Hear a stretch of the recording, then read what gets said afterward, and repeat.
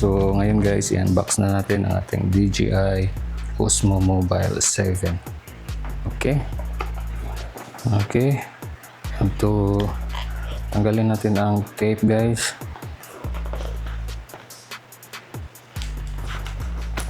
Okay. Yan na. Buksan na natin. Dito tayo sa unang box. Unang box guys, ang laman ay cable, Type-C cable, isa pang cable, then itong clamp natin guys. So dito natin ilagay ang cellphone natin, ganyan. And then next is yung tracking module natin guys. Yan. So parang ganito yun guys.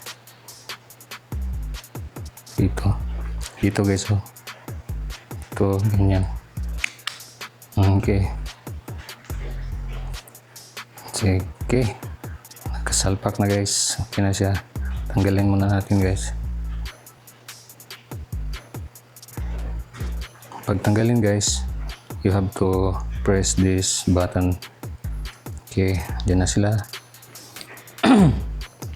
Next is, of course, manual guys, manual.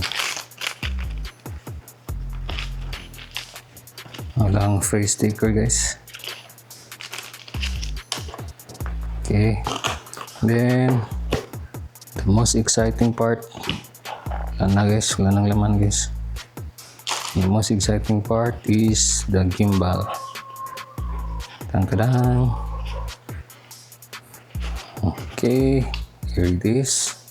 So, parang ganito yan guys. Ganyan. Okay, automatic.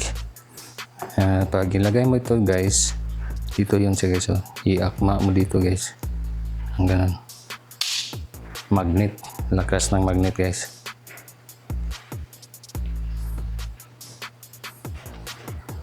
Okay, so ito na siya guys. And then pag yung stand niya guys is dito lang. Hilahin niya lang to guys. Ganyan. Tada.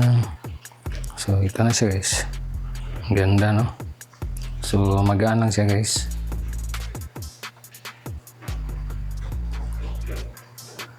So charge mo natin guys kasi naka yellow color siya, so kailangan pang i-charge.